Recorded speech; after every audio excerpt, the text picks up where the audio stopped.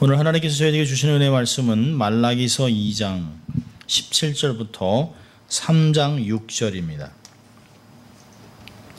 말라기서 2장 17절부터 3장 6절까지의 말씀입니다. 기록된 말씀을 제가 봉독해 드릴 때 여러분의 심령과 귀가 은혜를 경험할 수 있길 바랍니다. 하나님의 말씀입니다. 너희가 말로 여호와를 괴로우시게 하고도 이르기를 우리가 어떻게 여호와를 괴로우시게 하였나이까 하는도다. 이는 너희가 말하기를 모든 행악하는 자는 여호와의 눈에 선이 보이며 그에게 기쁨이 된다 하며 또 말하기를 공의의 하나님이 어디 계시냐 함이니라. 만군의 여호와가 이르노라. 보라, 내가 내 사자를 보내리니 그가 내 앞에서 길을 예비할 것이요 또 너희의 구하는 바 주가 호련히 그 전에 임하리니 곧 너희의 사모하는 바 언약의 사자가 임할 것이라. 그의 임하는 날을 누가 능히 당하며 그의 나타나는 때에 누가 능히 서리요. 그는 금을 연단하는 자의 불과 표백하는 자의 잿물과 같을 것이라. 그가 은을 연단하여 깨끗게 하는 자같이 앉아서 레위 자손을 깨끗게 하되 은같이 그들을 연단하리니 그들이 의로운 제물을 나 여호와께 드릴 것이니라. 그때 유다와 예루살렘의 헌물이 옛날과 고대와 같이 나 여호와께 기쁨이 되려니와 내가 심판하러 너희에게 임할 것이라. 술수하는 자에게와 간음하는 자에게와 거짓 맹세하는 자에게와 품꾼의 사기에 대하여 억울케 하며 과부와 고아를 압제하며 나그네를 억울하게 하며 나를 경외치 아니하는 자들에게 속히 증거하리라. 만군의 여호와가 말하였느니라.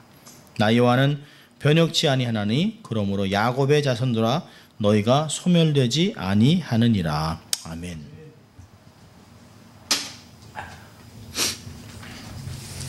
하나님의 말씀이었습니다.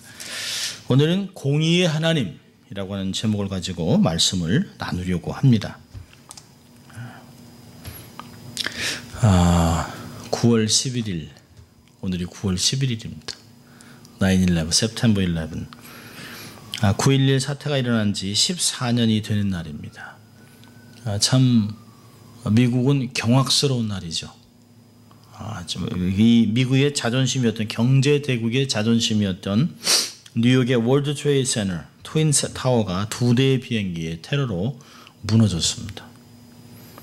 또 전 세계의 군대의 막강한 힘을 이야기하고 최고의 두뇌들이 있다고 하는 국방부 펜타곤이 알카에다 테러의 공격을 당했던 날입니다. 미국의 역사적으로 보면 본토의 원수의 적의 공격이 벌어진 적은 한 번도 없었습니다. 펄하버는 있었죠. 하와이에 펄하버에는 있었지만 본토의 공격을 받은 적은 한 번도 없었습니다. 충격 중에 충격이었습니다. 3,000명의 사람이 죽었습니다. 끔찍한 일이었죠. 그 이후에 마치 테러리스트들은 힘을 얻은 듯 전 세계 독버섯같이 자라면서 말할 수 없는 많은 일들을 저지르고 있습니다. 알카에다를 뛰어넘어서 아주 가장 잔인한 아이시스, 이슬라믹 스테이트가 역사적으로 네 번째 칼리프, 그 이슬람구에서 가장 최고의 지도자라는 이름을 가지고 이슬람 스테이트를 만들었습니다. 그리고 그들은 자기네가 믿는 순위파로 개종하지 않으면 예수 믿는 사람이든 안 믿든 특별히 이슬람 중에서도 다른 종파들은 목을 베고 죽였습니다. 수많은 크리스천들이 순교했습니다. 지금도 시리아의 내전 때문에 국민의 20%가 난민이 되고 또 유럽은 아주 몸살을 앓고 있습니다. 독일만 유독히 영국과 함께 난민을 받으려고 하지만 헝가리나 동유럽들은 어떻게 하든지 기차를 멈추고 그들을 쫓아내고 또 요즘 같으면 음식을 짐승이나 개들한테 던지듯이 음식을 던져주고 또 헝가리 그 기자는 난민들을 발로 차고 넘어뜨리고 그러다가 결국에는 해고당하는 일들이 있었습니다. 그런 가운데 어린아이는 아주 두려움 속에서 눈물을 흘리고 있는 것들을 기자들이 찍었습니다. 아마 이럴 때 사람들은 질문할 것입니다. 하나님은 왜 침묵하시고 계시는 걸까? 많은 분들은 그러죠. 정말 말세 중에 말세. 정말 하나님이 개입하지 않으면 정말 안 된다. 저 알라에게 기도하는 저들도 결국은 자기들 같이 믿는 사람 이렇게 죽이잖아요. 지금 이제 알카에다와 아이시스가 이제 전쟁을 치르게 됩니다. 뭐 알라야 그렇다 하지만 과연 하나님은 공의의 하나님일까? 이게 믿는 사람들의 질문일 것입니다.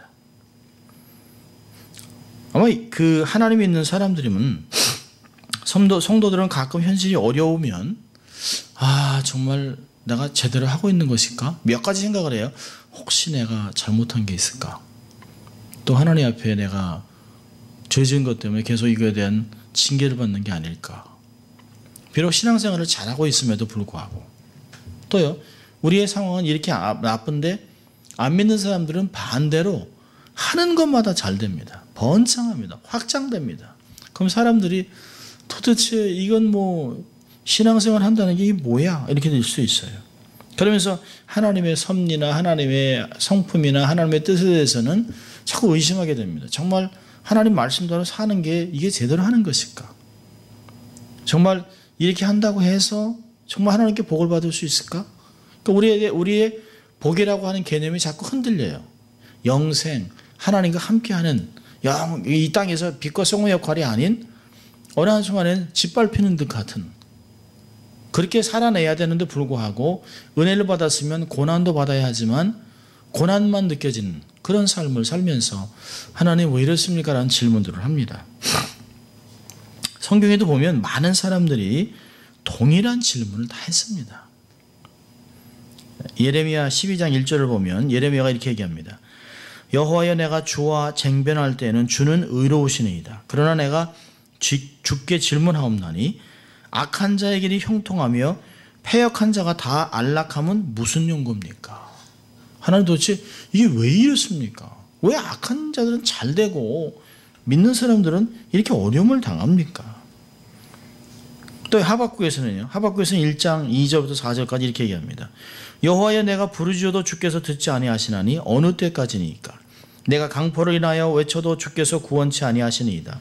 어찌하여 나라 간악을 보게 하시며 패역을 목도하게 하시나이까?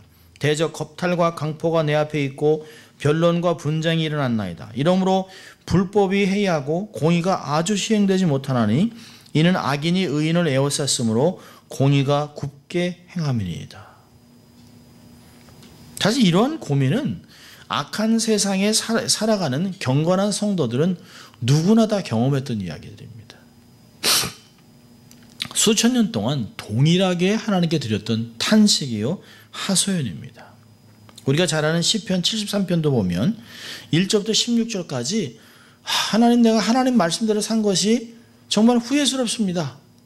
왜? 악한 사람들은 아프지도 않고 오래 살고 장수하고 하는 것마다 잘 되고 자기들의 그 원하는 것보다 더 많이 돈을 벌고 왜 우리들은 늘 이렇게 힘들게 살아갑니까? 라고 정말 신앙생활에 대해서 막 회의를 느낍니다. 그러다가 17절부터 성전에 들어가서 하나님의 뜻을 발견하고 악인들이 결국은 순식간에 망하는구나 하는 것을 발견됩니다. 이런 회의적인 탄식이 성도들에게 큰 거침돌이 되었기 때문에 하나님께서 답을 주셨어요. 자, 우리 시편 37편을 볼까요? 시편 37편을 보면 하나님께서 악인들의 정체를 또 악인들의 결국에 대해서 하나님께서 말씀하셨습니다. 그리고 이런 악인들에 대해서 불평하지 말아라 그런 말을 하고 있습니다. 시편 37편 1절과 2절입니다. 같이 읽습니다. 행악자를 인하여 불평하여 하지 말며 불의를 행하는 자를 투기하지 말지어다. 저희는 풀과 같이 속히 배임을 볼 것이며 푸른 채소같이 회전할 것이미로다. 그렇죠? 불평할 게 안 되는 거예요. 왜요? 이들은 이렇게 하다가 한순간에 풀같이 휙 배임을 당할 거라는 것이죠. 또 7절 8절 보면요. 여호와 앞에 잠잠하고 참아 기다리라. 자기 일이 형통하며 악한 꾀를 이루는 자를 인하여 불평하여 말지어다. 분을 고치고 노를 버리라. 불평하여 말라. 행하게 치우칠 뿐이라. 이거 얼마나 맞는 말인지 몰라요. 악인들에서 막 악인들에 대해서 불평하고 아니 저놈들이 왜 예수도 안 믿고 하나님도 안 믿는데 왜 잘 되는 거야 해봤자 아무것도 좋은 게 없어요. 남을 욕하는 죄만 있습니다. 남을 비방하고 남에 대해서 판단하고 남을 정죄하는 죄밖에 없어요. 하나님이 그렇게 하지 말라는 거예요. 너한테도 안 좋다. 네 신앙에도 안 좋다. 그들은 결국엔 다 속히 배임을 볼 것이기 때문에 쇠잔할 것이기 때문에 신경 쓰지 말아라 라고 하나님이 이야기하고 있습니다. 이 말라기 시대에도 보면 동일한 이야기입니다. 사실은 이 말라기 시대에도 보면 이스라엘 사람들이 하나님 섭리에 대해 의심했어요. 나라의 형편은 나아질 것 같은 그 아주 기미가 없어요. 점점 힘드는데요. 하나님을 모르는 페르시아인들 그 주위 나라들은 점점 강해집니다. 왜 이들이 이런 마음을 갖게 됐냐면 이들이 그 학개나 스가랴 선지자가 아주 확신을 갖고 예언한 게 있어요.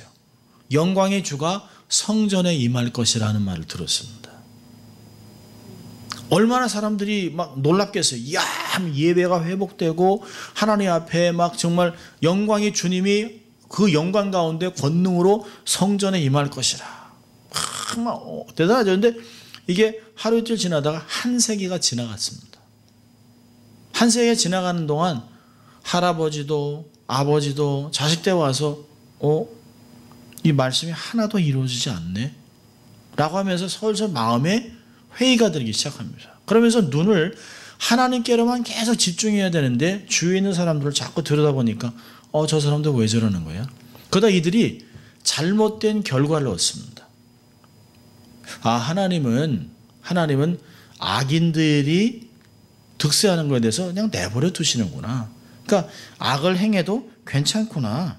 하나님은 징계도 안 내리시고 정말 바보 같은 결론에 도달해요. 하나님은 악을 행하는 자를 기뻐하신다. 말 같지도 않은 말을 하고 있습니다. 하나님이 공의롭지 않든지 악을 행하는 자들을 일방적으로 사랑하시든지 둘 중에 하나. 이런 말을 막 해야 되는 거예요. 그러면서 하나님의 마음을 아프게 합니다. 자신들의 삶이 사실은 우리가 봤던 하박국이나 또 이렇게 시편 기자나 이런 예레미야 같이 자기의 삶이 경건하고 하나님의 삶의 부르심에 최선을 다하는데 하나님 내가 최선을 다하고 예배도 열심히 드리고 하나님 앞에 모든 헌신을 다하는데도 왜 우리나라는 이렇게 변하지 않습니까? 왜 악인들은 잘 됩니까? 이러면 좀 이해가 돼요. 근데 이들은 악인들을 보고 악인들하고 똑같이 살아갑니다. 저렇게 살아도 되는 거지 저렇게 사는 게 답인가 보다 하고 완악하게 삶을 살아갑니다. 자기들도. 근데 완악하게 살아가면서 자기들이 얼마나 완악한지 모르고 오히려 하나님은 왜 완악한 자들 저 사람들만 축복을 주면서 결국 그렇다면 우리도 그렇게 사는 것이 하나님의 뜻이 아닐까? 이렇게 막 살았다는 것이에요. 그러면서 하나님의 심판을 조롱하고 하나님을 모독하고 있습니다. 그런데요. 하나님께서 이들에게 나는 공의로운 하나님이라는 걸 증명해 나갑니다. 너희들이 정말 심판이 없을 것 같아? 하나님이 이 악인들을 심판 안 할 것 같아? 너희들도 심판을 안 당할 것 같아? 그리고 하나님이 오시는 날을 얘기합니다. 근데 이 하나님이 오시는 날을 이야기하기 전에 이들이 얼마나 잘못됐는가를 이야기하고 있습니다. 그러면서 스스로 심판이 있을 것을 이야기하고 주님이 이 땅에 왕으로 재림할 것들을 다 얘기하고 있습니다. 자 보세요. 17절을 보면 하나님의 공의를 불신하는 백성들을 묘사하고 있습니다. 너희가 말로 여호와를 괴롭게 하고도 이르기를 우리가 어떻게 여호와를 괴롭게 했습니까? 하는도다. 이는 너희가 말하기를 모든 행악자는 여호와의 눈에 선이 보이며 그에게 기쁨이 된다 하며 또 말하기를 공의의 하나님이 어디 계시냐 함이니라. 이스라엘 사람들이 하나님을 함부로 모독하고 하나님의 마음을 너무 아프게 해놓고도 언제 그랬냐고 하나님께 반문하고 있습니다. 그래서 하나님께서 그들의 말한 세 가지를 들어서 이야기합니다. 모두 행악하는 자는 여호와의 눈에 선하고 하나님은 악인들을 즐거워하고 공의 하나님이 어디 계시냐. 악한 일을 행하면서 하나님께서는 악행하는 자들을 즐거워하신다고 하니 얼마나 참난된 말입니까? 마침 이런 말이에요. 아이가 말을 너무 안 들어가서 엄마가 매를 들었는데 이 아이가 밖에 나가서 계모야 우리 엄마 계모. 똑같은 이야기예요. 친엄마가 아니야. 친엄마였으면 이럴 수 없어. 이러고 있는 거예요. 자, 보세요. 그 잠언서 17장 15절을 보면 악인을 의롭다 하며 의인을 악하다 하는 이 두 사람은 다 여호와의 미워하심을 입느니라. 이사야 5장 20절을 더합니다. 악을 선하다 하며 선을 악하다 하며 흑암으로 광명을 삼으며 광명으로 흑암을 삼으며 쓴 것을 단 것으로 삼으며 단 것으로 쓴 것을 삼는 그들은 화 있을진저. 기준을 바꿔놓는 것이 하나님의 기준을 완전히 180도 바꿔놨습니다. 그러니까 하나님이 원하는 반대로 가는 청개구리 같은 인생들을 이야기하고 있습니다. 그러니까 이스라엘 사람들은 하나님께서 선민인 자기에게 물질적인 축복을 주시지 않는다고 하나님을 섬기지도 않고 하나님 모르는 페르시아인데 번역을 보면서 하나님이 악인을 즐거워하시는구나. 하나님의 섭리나 보이지 않는 하나님의 뜻과 하나님의 계획들은 아무 상관도 없습니다. 이해도 못해요. 단지 이들이 이스라엘 사람들이 생각했던 축복은 보이는 눈으로 볼 수 있는 만질 수 있는 그런 가시적인 축복만을 이야기하고 있습니다. 그러니까 하나님에 대한 지식이 너무 무지합니다. 호사에서도 너희들이 망하는 이유가 지식이 없어 망한다라고 얘기했습니다. 하나님에 대한 지식이 없어요. 하나님이 어떠한 복을 어떠한 방법으로 어떠한 때에 주시는지를 몰라요. 그러니까 눈에 보이는 물질적인 축복으로만 하나님의 능력을 측정하고 있습니다. 그러니 하나님의 음성도 안 들리지요. 하나님이 행악자들을 그대로 두신다고 하나님 계시면 좀 말 좀 해보세요. 뭘 좀 대답 좀 해보세요. 왜 이러시는 거예요? 라고 하나님께 막 대들고 모독하고 조롱하고 있습니다. 그러나 하나님은 그때가 더디더라도 심판자로 반드시 오신다라고 하는 것을 말씀하고 있습니다. 지금도 마찬가지죠. 베드로후서 3장 9절에서도 하나님이 안 오시는 게 아니라는 거예요. 천년이 하루 같은 하나님이 정말 모든 사람이 다 구원받기 위해서 하나님이 오래 참다라고 얘기하고 있습니다. 반드시 오시는데 영안이 어두워져서 모든 만물을 주관하신 하나님께서 보이지 않는 손으로 모든 일을 주관하는지 전혀 모르는 거예요. 그러니까 입으로 하나님을 조롱하는 죄를 짓고 있는 것이죠. 한없이 연약한 피조물이 창조주 하나님을 어떻게 이해할 수 있겠습니까? 주님 말씀에 얘기하셨어요. 요한복음 14장 1절에 너희는 마음에 근심하지 말라. 하나님을 믿음이 또 나를 믿으라. 이 참 대단한 말씀이시죠. 그러니까 의인은 믿음으로 말미암아 살리라고 하는 로마서 1장은 너무나 정답입니다.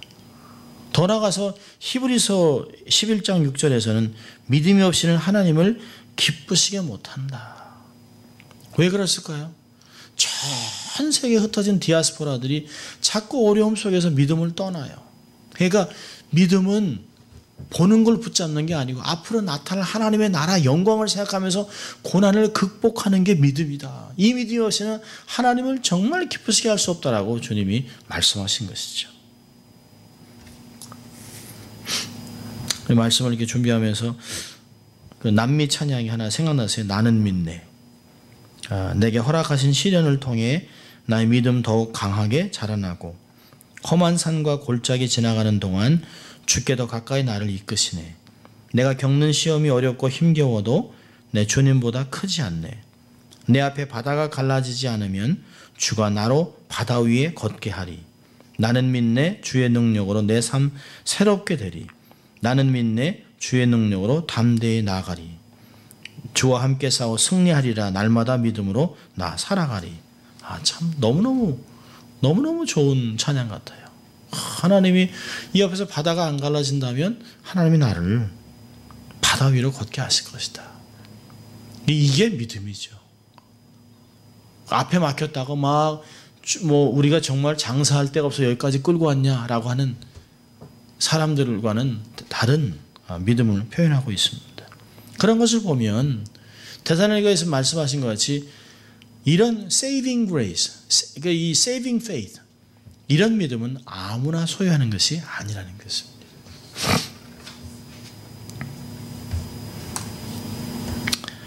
이 말씀을 이렇게 가만히 보면 정말 정말 하나님께서 이런 백성들을 어떻게 할 것인가. 하나님께서 당신의 공의에 대해서 설명을 하고 있습니다. 1절부터 5절까지는 하나님이 당신은 공의로운 하나님이기 때문에 반드시 악인을 징계하러 온다. 파이널이 있다라고 하는 것들을 이야기하고 있습니다.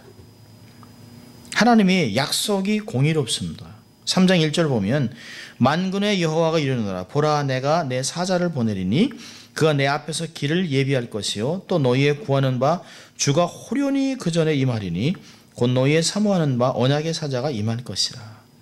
말라기서는 사실 굉장히 어려운 책입니다. 결코 쉬운 책이 아니에요. 정말로 해석하기 어려운 책 중에 하나입니다. 여기 보면 하나님은 공의 하나님이 어디 계시냐라고 하나님을 조롱하고 있습니다. 그분이 징계하겠어?